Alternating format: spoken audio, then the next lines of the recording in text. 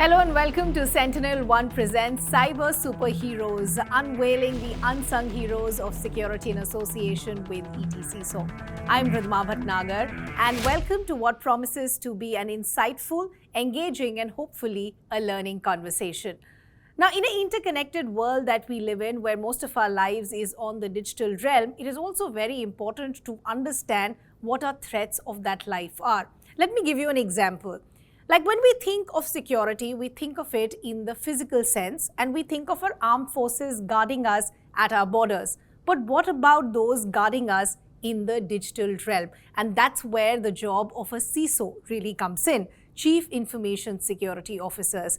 These are people who've been working tirelessly day in and day out to keep their organization safe from threats that could come in at any point and in a future that is unpredictable. In fact, we have one such superhero, an unsung hero, joining us for this conversation. Let's welcome Mr. Ravi Rathnam, CISO at CreditAccess Grameen Limited. Ravi, thank you so much for taking out the time and joining us, and welcome to this conversation. Thank you for having me here with you. It's an opportunity for me. Lovely. It's lovely to have you. So, Ravi, when we introduced the segment, we said that, CISOs take on the role of superheroes, right? They silently come in to try and safeguard their organization. So, I want to begin on a lighter note to try and understand, has there been an inspiration of a superhero in your life where you've drawn inspiration or some sort of examples from? Wow, there are many heroes, in the professional life, in personal life, basically, yes, I was and I am continuously getting motivated from people who struggle in the early part of their life and become a superhero in whatever the work that they do, be it a normal life and or it a cinema for that matter or sports for that matter. Or I would say my mother who struggled a lot in the early part of her life, and she made me a person, right? So I would have take her as a superheroine than other superheroes. So yeah, of course, the inspirations come from many people, and today we met a lot of people over here, right? And I spoke to a lot of other CISOs. Everyone has faced a lot of challenges in their organization, and they put a lot of other controls. As you rightly started, CISO's role is a very difficult role, highly risky, risky and more of strategic role. You have to keep thinking ahead of the hackers, right? And to find the right technology solution. So you should have the power within you to face the challenges. Yeah. Right? So many superheroes for that matter. But that's lovely to have inspiration from home, people you've grown up with. And parents, of course, are your first impression of how you want your life to be, right? Because that's what you see. So are there any specific powers that you see from your mother that you would imbibe or that you do imbibe in your current role as a CISO? My mother, she is she was a very, she's no more now, but she was a very ordinary person, not aspiring for, wealth or something like that, not that kind of a person. But whatever that she decides, she will, she would perceive and consistently, persistently, and she won't mind what goes around her, other negative comments or nothing, nothing like that. But she had taught me to stick on to the goal and motivated me to achieve the goal, whatever it is, being in studies or any other certifications, or be it a project, completing the project on time, taking the pressure from various stakeholders, day in day life, your business, your customers, So that is something which I thought I've learned from her, So Ravi, every time you speak to a CISO, because your work and life is so unpredictable, just in terms of, whether they can be a threat tomorrow, how life will change. The question I often like asking CISOs is, how well do you sleep at night? Is it a thought that plays on you at night? Yes, CISOs are the guys who generally don't get good sleep nowadays. I agree with you. But it's very important for us to actually strategize what is required, identify the threats which are there around you, and put proper controls around that. If you have done that, of course, you will definitely get proper sleep. But though it's a good answer to say in the forum, but the actual reality is, yes, the increasing ransomware attacks, is something which makes us to worry. But we need to continuously, as a mitigating, yes, of course, worry is there, but what you should do is to continuously study the threat posture of the security posture of the organization. Take tremendous amount of, it takes tremendous amount of efforts to ensure that you put proper controls around that. Continuously improve, study, evaluate, improve, study again, evaluate, improve, and put all the required controls continuously. That is part of our life, and if you do that, I don't think we'll have to worry about that. So because you said, like the recent outage that happened, right, which got everybody to a standstill, that is of course just one example, but that is also a very real reality of what could happen again, or maybe even multiple times, right? So I want to understand what are our learnings from an outage like this, and secondly, is there any sort of preparation that one can do to try and prepare themselves better when a situation like that arises? I am a governance guy. Okay. The so-called governance means I follow the steps meticulously, right? In the recent threat that you have mentioned, I see a little bit of lack of governance controls, a proper release management, a proper testing, that was, to my knowledge, that was missing, right? It is not after that, but it is before that also. Whichever the role that I played so far in various organizations, and that too in my current role, I put proper controls in place, and I've been telling my team to follow the steps, follow the processes meticulously. It's not because that somebody will come and audit and question you. No, it's not for that. It is for you to have a smooth, system running in protection, for you to have a peaceful day and night. You need to follow the processes. Otherwise, if you think that you are saving time for not following the process, you will end up spending more time, after it is moved to production. So proper governance, define the processes well, and following it thoroughly, meticulously is what I would say that lessons that everyone of us should learn out of it. So well said. I just want to understand again from an industry perspective, right? But even within the cybersecurity space, every industry has a different threat perception and their mechanism to fight it, right? So from an industry sector specific or organizational perspective, I want to understand maybe top 2 or 3 threats that you think are very specific to your either industry or sector at large. Cybersecurity threats are common across industry. Okay. It's not something pertaining to the BFSI industry that I belong to. However, we handle customers' data. We handle money, of course, right? Customers' data, according to me, is very, very important. And nowadays, the DPDPA Act has come into picture. Data privacy is important, and protecting customers' data. When I collect data from a particular customer, I need to tell her or him, hey, this is what this is the data that I need for this particular purpose. Correct. The rule, the Data Protection Act says all those kind of stuff. But it is important for us, for CISOs specifically in BFSI, to ensure that the customer data is protected well. Of course, employees' data. But more importantly, end of the day, the data privacy, data security is very, very, very key to the industry that I play with. You rightly said, because it's not just the customer's data, it's the trust that they're giving you, right? And that's an added responsibility for you. So do you think there has been some sort of guards that have increased over the last few years, keeping in mind some learnings that we've had? Do you think more compliances have come in, more regulations have come in, and that have in a way, stringent laws as well?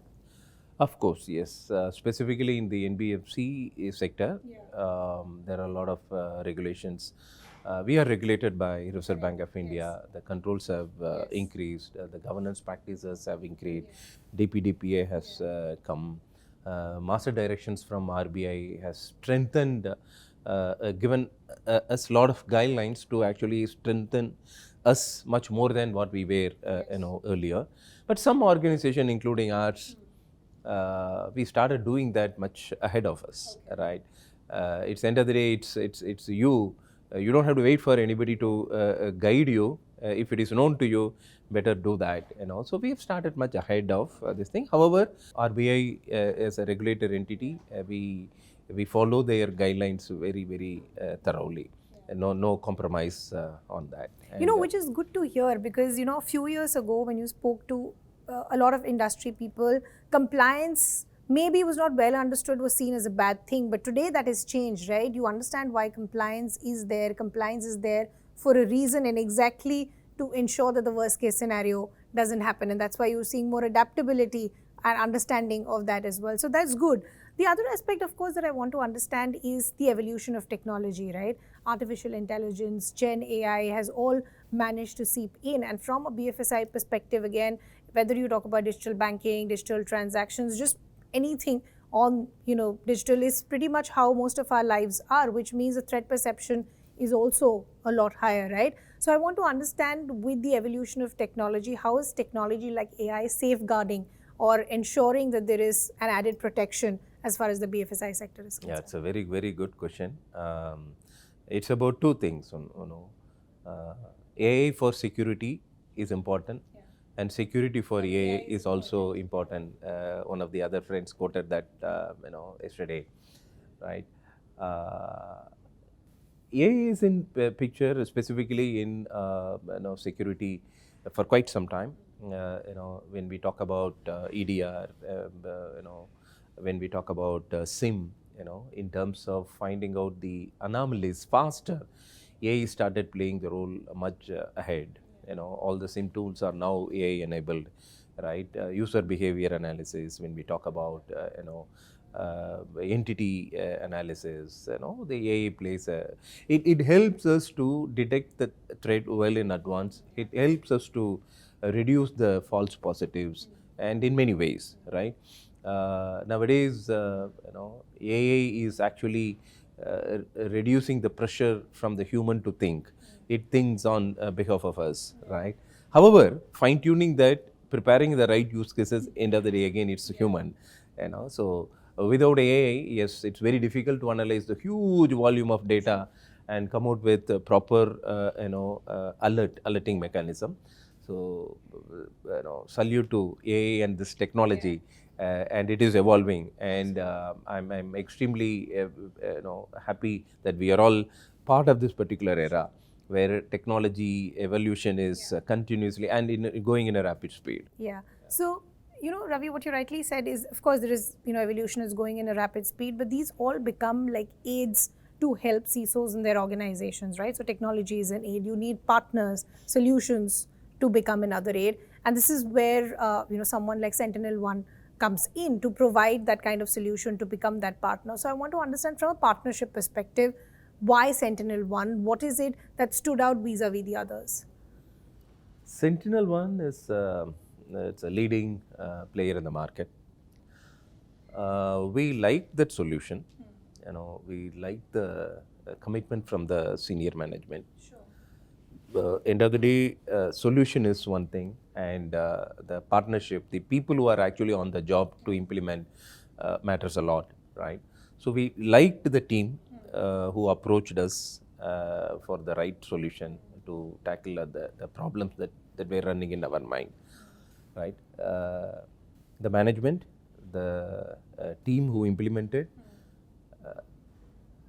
we thought that is the right team and the right product. Sure. It uses advanced threat detection capabilities much better than anybody else, is what the information that we received. So the product is really good, okay. No doubt about that. So of course the core values aligned between both partners, right? Correct. So I just want to understand, post getting this SentinelOne solutions in place, did you see any difference as far as your day-to-day operations are concerned? A good sleep. Yeah. That's most important, right? Most important. Yeah. But we are yet to mature. Okay. You know, we are continuously evolving that. Sure. And any technology that you implement, Yeah. right? The implementation time is X, Yeah. and the settling time is X plus Y. 100%. Right. So we have to settle first and continuously, enhance, evaluate, enhance, and improve. So that is the stage which we are in. Lovely. Ravi, I just want to now digress a little from work to know a little more about you. I want to understand, how do you see your role as a CISO? Do you feel that you've achieved the goal that you set out to, or do you still think there's miles to go before you can sleep? The role is slightly a complex role, right? CISOs are important for the organization so that my other CXOs can concentrate on their business without worrying much about security and governance and compliance related issues. That is one job description. At the other side, we also have to think about the business, right? You can't put controls everywhere and which disturb the business. End of the day, we are all there to, and specifically our companies. I am looking at this company, the current company that I'm working with, as more of service than of making money, right? So I respect the company's vision, the goals, and my role. So first, think any security solution that you put, think from company's angle, whether that in what manner it helps the business grow, in what manner it protects the business, right? In what are the controls that you have to protect the application so that somebody go in good speed, right? Yesterday, one of my friends was telling outside, saying that it's like a brake, right? People should not think that CISOs are like brakes, so they are braking, applying the brake and slowing you down. No, because yes, there is a CISO, there is a brake in your car. It gives you a confidence that you can go as fast as you can, right? So that's how we look at the role. Is very, very, very critical, and more of as a CISO, you should think more from the business side and see how you can help the business to grow faster. Right. I also want to now understand, what would your advice be to a younger CISO entering the market? Always have something in your DNA that you should be ahead of thinking than a hacker can do. So find the right technology solution. Be careful when you are selecting a technology solution. Identify the proper use cases. Not that one shirt will fit everyone. No, identify your organization's priorities. Identify the right threats and prioritize the threats, and then find the right solution, right partner. Put proper controls and governance practices in place, and then execute a project, right? And it's a day-to-day activity. Not only executing the project, you need to derive benefit out of that. So continuously look at whether the solution gives you the right benefit, how you can further improve the solution. So look at that. So one is that from the strategy point of view, identifying and implementing the right solution, but also look at whether the solution gives the right benefit to you.